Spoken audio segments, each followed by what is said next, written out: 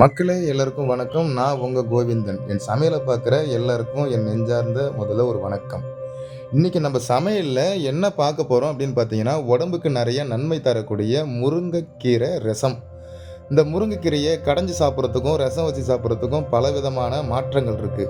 இதுல வந்து சின்ன வெங்காயத்த செருவா அரிஞ்சு போட்டு, பட்டை மிளகாவ கிள்ளி போட்டு, இதுல லைட்டா மிளகாய் தூள் போட்டு ரசம் மாடல்ல வச்சு செஞ்சிருப்போங்க.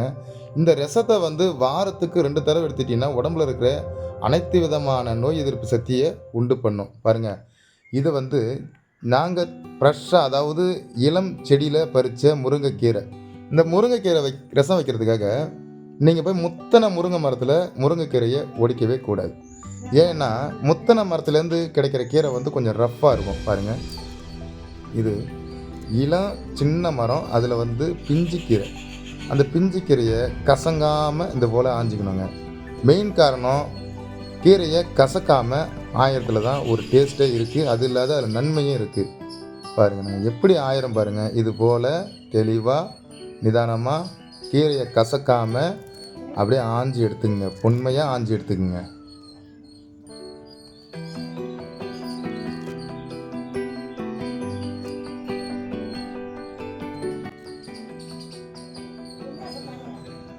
பாருங்க எல்லா கீரையும் எந்த அளவுக்கு நான் ஆஞ்சிருக்கேன் பாருங்க.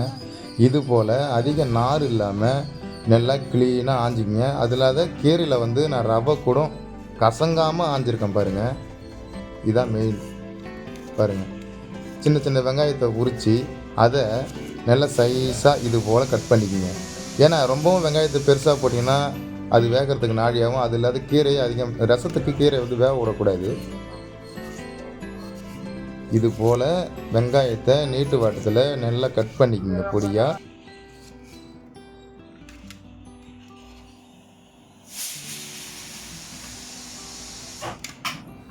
வெங்காயம் கட் பண்ணியாச்சு. இப்போ பாருங்க தக்காளி பழம் நான் ஒண்ணே ஒன்று தான் எடுத்துக்கிட்டேன்.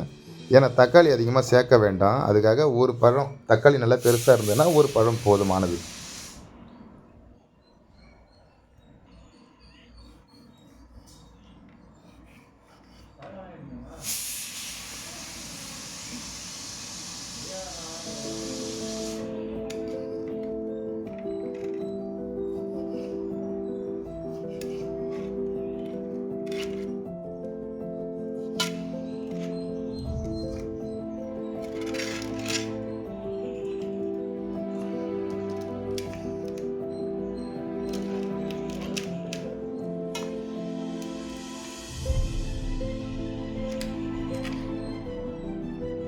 ரசத்தோடைய மணத்திற்காக நம்ம வந்து கடாயை சூடு பண்ண பிறகு அதில் ஒரு ஸ்பூன் அளவுக்கு பெருஞ்சீரகத்தை கொஞ்சம் நல்லா பொரிச்சு எடுத்துக்கலாம். ஏன்னா இது வறுத்து நல்லா அம்மியில் வந்து நுணுக்கி போடும் பொழுது அதில் உள்ள வாசனையே தனி மகத்துவமாக இருக்கும். அவ்வளவும் ருசியாகவும் இருக்கும் இந்த ரசத்துக்கு. இது மெயின் ப்ராசஸ் பார்த்துக்குங்க. அதுக்கப்புறம் பார்த்தீங்கன்னா வேறு ஒரு கடாயை வச்சு அதில் கொஞ்சமாக ஒரு 2 டீஸ்பூன் அளவுக்கு எண்ணெய் விட்டு அதில் ஒரு ஸ்பூன் கடுகு போட்டு நல்லா பொரிய விட்டுடணும். பாருங்கள், கடுகு வெடித்து முடித்த பிறகு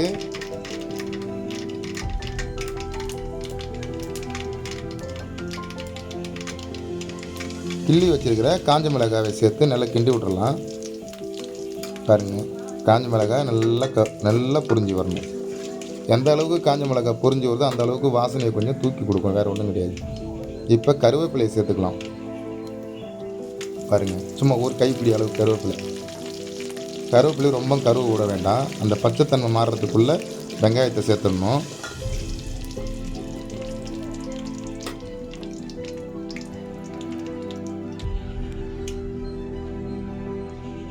வெங்காயம் தக்காளி ரெண்டுமே ஒன்றா சேர்த்துக்கலாம். ஏன்னா ரெண்டுமே கொஞ்சம் நல்லா நல்லா மசிகிற அளவுக்கு வேகணும். அதுக்காக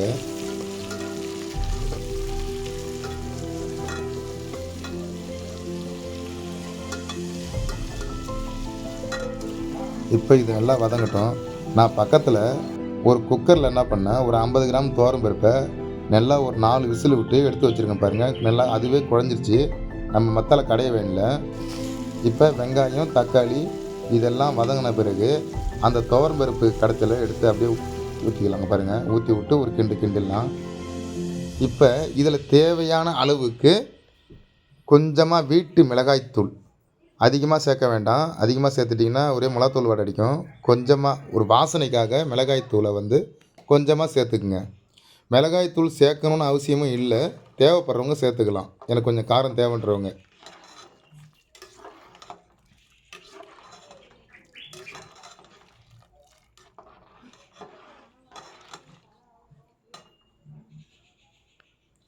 இதில தேவையான அளவுக்கு உப்பு சேர்த்துக்குங்க.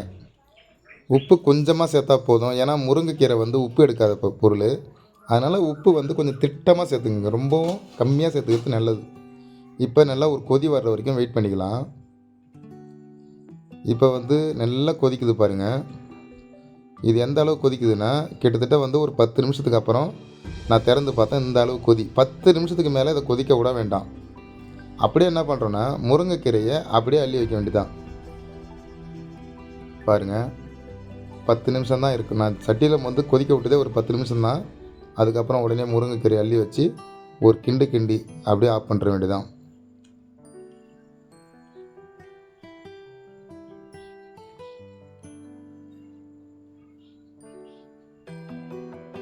கீரைய கசக்காம கீழயும் மேலேயுமா அப்படியே வர்ற போல நல்லா கிண்டி விடணும்.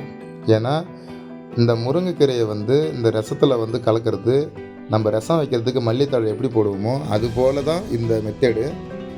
முருங்கைக்கீரைய போட்ட பிறகு கொதிக்க விடக்கூடாது. அப்படியே மூடி ஆஃப் பண்ணிடணும். ஏன்னா முருங்கைக்கீரை போட்டு நிறையா கொதிச்சிருச்சுன்னா, அது வந்து ஒரு கசப்பா இருக்கிற மாரி ஆயிடும். அப்புறம் கீரை நல்லா இருக்காது. இப்ப நம்ம நுணுக்குன பெருஞ்சீரகத்த மேல போட்டோம் பாருங்க. கீரைய அள்ளி வச்சோம். நுணுக்குன பெருஞ்சீரகத்த அது மேல போட்டோம். அவ்வளோதான். இப்ப இந்த ஜீரகத்த போட்ட பிறகு, சும்மா ஒரு கிண்டு கிண்டிட்டு அடுப்ப ஆஃப் பண்ணிடலாம். இதில மெயினான ஒரு விஷயம். தேவைப்படுறவங்க இன்னும் கொஞ்சம் வாசனைக்கு ஒரு 2, 3 பல்லு பூண்ட வந்து தட்டி போட்டுக்குங்க. அவ்வளோதாங்க. முருங்கைக்கீரை ரசம் தயாராயிட்டுது. இத நம்ம சாப்பாட்டு கூட போட்டு சாப்பிடும்பொழுது, டேஸ்ட்டு வந்து அப்படித்தாங்க இருக்கும் சாப்பிட்றதுக்கு. இத நிஜமாலுமே செஞ்சு சாப்பிட்டவங்க சொல்லுவாங்க, அவ்வளோ ருசியா இருக்கும் இது. ஏன்னா உடம்புக்கு வந்து நெறைய நோய் எதிர்ப்பு சக்திய வந்து உண்டு பண்றது முருங்கைக்கீரை தான். அந்த முருங்கைக்கீரைய வந்து நம்ம வந்து கீரை கடையாம இது போல வச்சு சாப்பிட்டோம்னாக்கா, சாப்பிட சாப்பிட சாப்பிட்டுட்டே இருக்கலான்ற அவங்களும் தெகட்டாது. ஏன்னா அவ்வளவும் ருசியாவே இருக்கும். இத வந்து சாப்பாட்டு கூடயும் சாப்பிடலாம். அப்படியேவும் சாப்பிடலாம் சூப்பு போல. அவ்வளோ அருமையா இருக்கும். நாங்க வந்து சாப்பாட்டுக்கு தான் பயன்படுத்துறோம் இத. பாருங்க.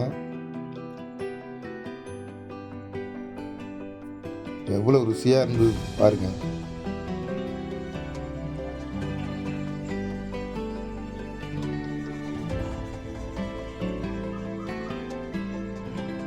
வாசனை அல்டிமேட்டா இருந்தது. நல்லா சாப்பிடலாம். எவ்வளோ சாப்பிட்டாலும் நமக்கு எந்த பிரச்சனையும் இல்ல.